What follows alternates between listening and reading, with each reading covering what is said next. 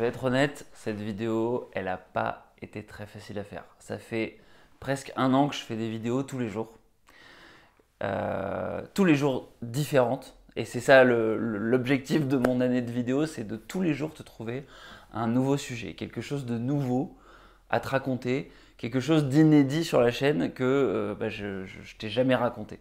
Et là, je t'avoue que je commence à rentrer dans une phase un petit peu effet tunnel où chaque jour devient un calvaire où il faut que je trouve une nouvelle idée, un nouveau truc à te raconter.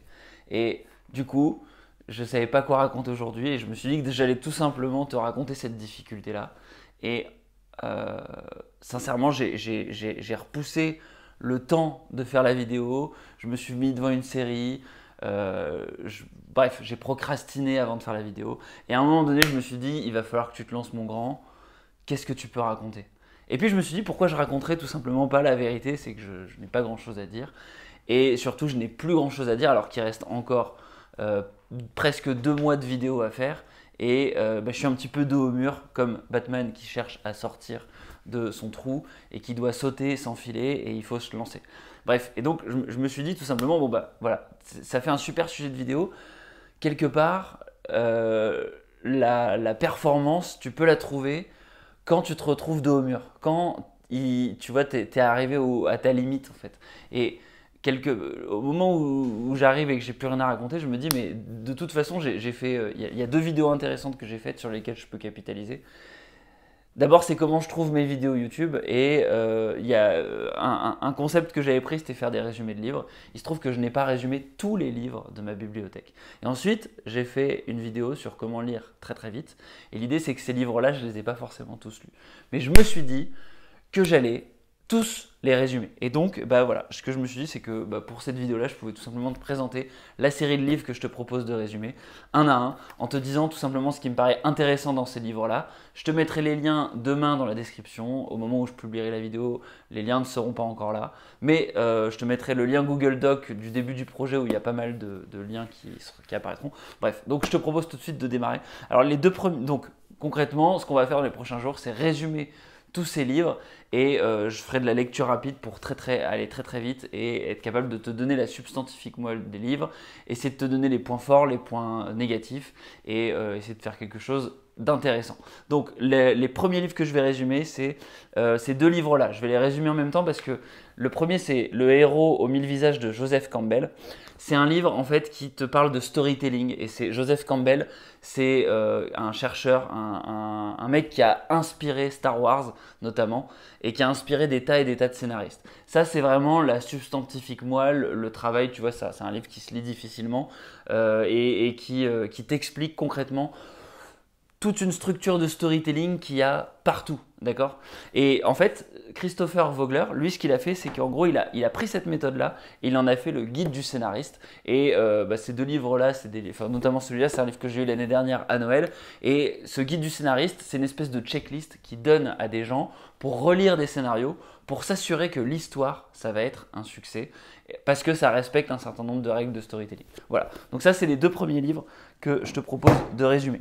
Ensuite, livre numéro 2, donc résumé numéro 2, ça sera Dream First. C'est un livre que ma copine m'a offert, Marie, que je salue du coup, et qui est sur l'entrepreneuriat et notamment comment arrêter de overthink, comment arrêter de penser trop et lancer les choses. Donc un livre sur le fait de se lancer et je pense qu'elle va offrir ça notamment parce que je lance Active Worker sans cesse et voilà, ça sera un livre intéressant sur l'entrepreneuriat.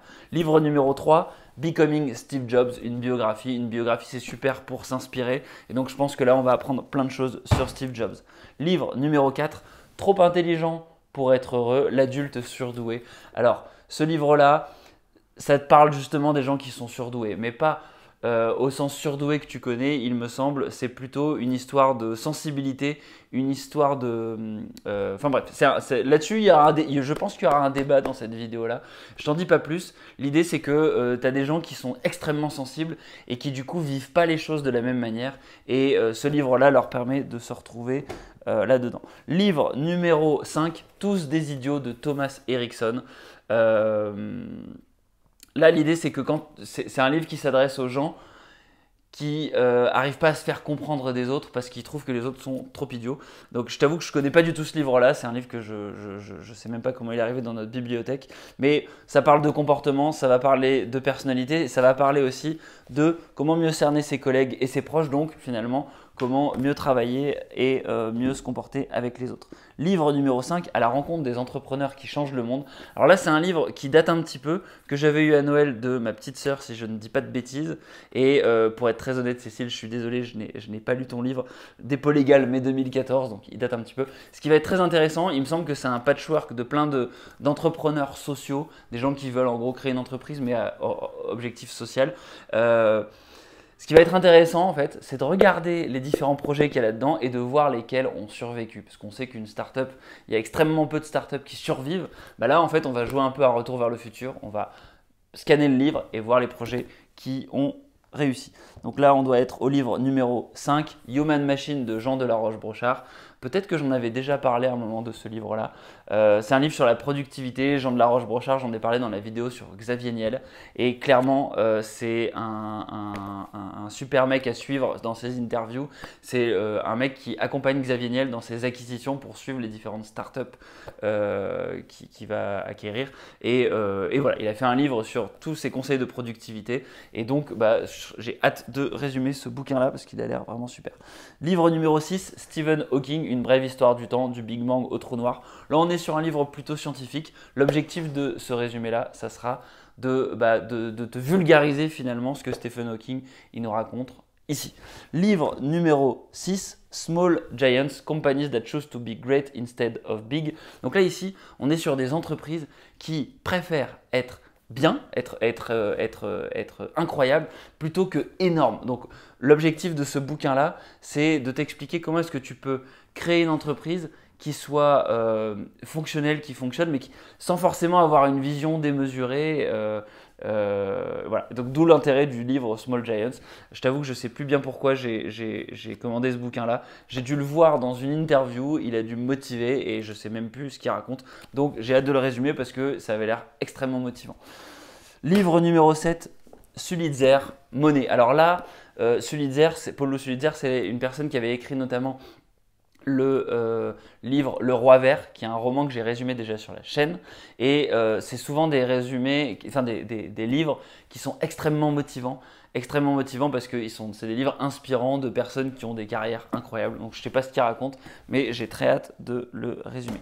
Livre numéro 7, Who. C'est un livre sur le recrutement. C'est le livre que tout le monde se recommande en gros dans le milieu des startups à Paris. Et j'ai très hâte de le résumer parce qu'en fait, apparemment, tous les processus de recrutement qu'il y a avec les différents rounds d'interview, etc., ils se basent là-dessus. Donc ça va être un livre qui va être très intéressant, notamment pour les candidats, les gens qui cherchent à rentrer dans des startups ou dans différentes boîtes, pour comprendre la psychologie des recruteurs. Et j'ai hâte de le résumer. Livre numéro 8, cette fois-ci de Harald Fritsch, E égale MC2, une formule qui change le monde. Donc j'imagine qu'on va parler de Einstein. On est sur un livre de vulgarisation scientifique. Livre numéro 9, n'oubliez pas de réagir, des mots pour changer le monde. Ça, c'est un recueil de citations que Charlotte m'avait offert à Noël. Donc je te salue Charlotte. Donc ça, je pense que ce que je ferais, c'est que je te choisirais une sélection des citations qui résonnent le plus avec moi et voilà. Et donc je pense qu'on te parlera de ça. Livre numéro, alors je ne sais plus si on est à 9 ou 10, on va dire qu'on est à 10. Pourquoi le monde est-il mathématique? L'avantage c'est que c'est un livre très court, donc je pense que je pourrais t'en résumer une excellente partie. Et là on sera encore sur de la vulgarisation scientifique, mais plutôt sur la notion de mathématiques. Livre numéro 11, Perfectionnement anglais assimile. Ça, c'est un livre qui m'a énormément aidé par sa méthode. Je ne crois pas l'avoir résumé sur la chaîne. Et du coup, j'avais déjà résumé un autre bouquin d'anglais, l'anglais des affaires d'ailleurs. Et celui-là, c'est un bouquin vraiment intéressant pour développer finalement la compréhension et développer plein de choses, mais je ne vais pas en parler beaucoup plus. Livre numéro 12, Profession romancier de Haruki Murakami. Alors là, c'est un essai drôle sur le métier de romancier. Et je me souviens que j'avais eu ce bouquin-là à Noël également. Parce que dès lors qu'on parle de création de contenu, que ce soit de la musique, que ce soit de l'écriture, en fait c'est quelque chose dans lequel je me reconnais, même si je serai, je pense, jamais romancier. Mais j'ai trouvé, enfin bref, mon regard s'est posé sur ce livre dans des rayons de la Fnac et j'avais envie de le découvrir, notamment parce qu'il y avait comment dire, parce que c'est un bouquin qui parle de création de contenu et que c'est le sujet qui m'intéresse. Livre numéro 12, L'enfer du numérique, Voyage au bout d'un like. Ça, c'est un bouquin que j'ai eu également à Noël. Donc, j'imagine qu'on va parler de la notion du problème des smartphones, du problème des likes, du problème des réseaux sociaux, etc. etc. Alors, je ne sais pas si c'est un roman ou si c'est un essai, mais on le découvrira ensemble. Et je crois que c'est Fanette qui m'avait offert ce bouquin-là, si je ne dis pas de bêtises. Donc voilà, salut Fanette.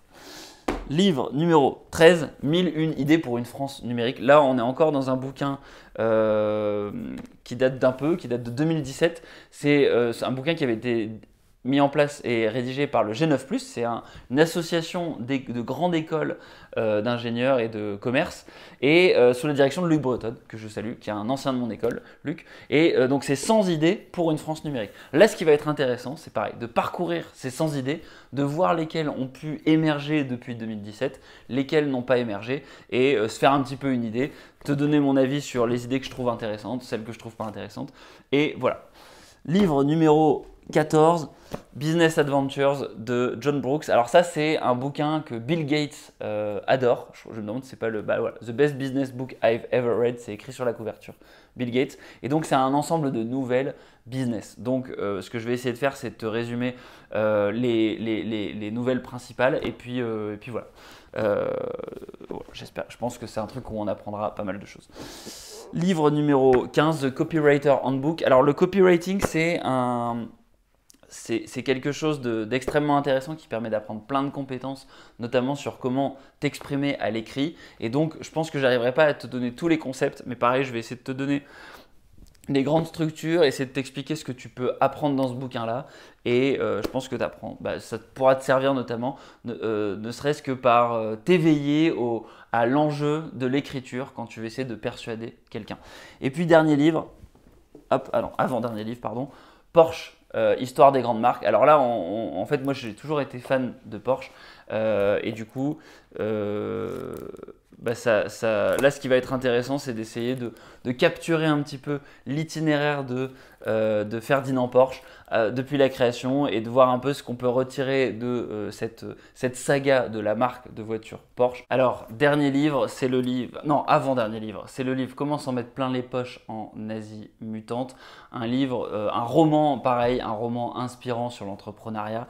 Et puis, le dernier livre, Sun Tzu, l'art de la guerre. Je crois que résumer Sun Tzu et lire ce bouquin-là, c'est un truc que j'ai toujours voulu faire et donc on finira par ce bouquin-là, je pense. Et je pense qu'il y a des tas de trucs à apprendre pour sa carrière, pour le management, pour la communication de ce bouquin-là qui a déjà été fait. Voilà, j'espère que cette vidéo t'a plu. C'est une bonne illustration de comment faire quand tu n'as plus d'idées, tu documentes tes problèmes. Et là, je t'ai documenté mon problème. J'avais pas d'idée. Et je me suis rendu compte qu'en fait, il y a plein d'idées qui traînaient dans mon appartement. Voilà, j'espère que la vidéo t'a plu. N'hésite pas, si tu veux m'aider, en fait, tout simplement, à me mettre en commentaire les bouquins que tu veux que je résume en premier, les problèmes que tu peux avoir dans ta carrière aujourd'hui et les sujets qui t'occupent et qui t'empêchent de dormir. Ça m'aidera énormément parce que ça me donnera des idées de contenu que je pourrai intercaler dans les différents résumés qui arriveront dans les prochains jours. Sur ce, n'hésite pas à liker la vidéo, la partager, t'abonner et je te dis à la prochaine. Ciao, ciao.